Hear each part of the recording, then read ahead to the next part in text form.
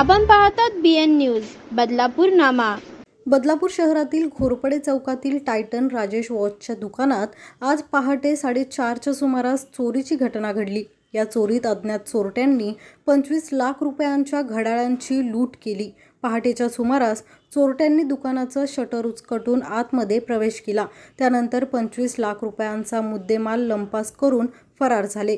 ही घटना CCTV कॅमेऱ्यात कैद झाली असून या प्रकरणी बदलापूर पूर्व पोलीस ठाण्यात तक्रार दाखल करण्यात आली आहे। आम्ही सकाळी आम्हाला माहिती पडलं की आमच्या दुकानात चोरी झाली आहे। आम्ही बघितलं, आम्ही पोलीस स्टेशनला जाऊन कंप्लेंट पण केलेली आहे।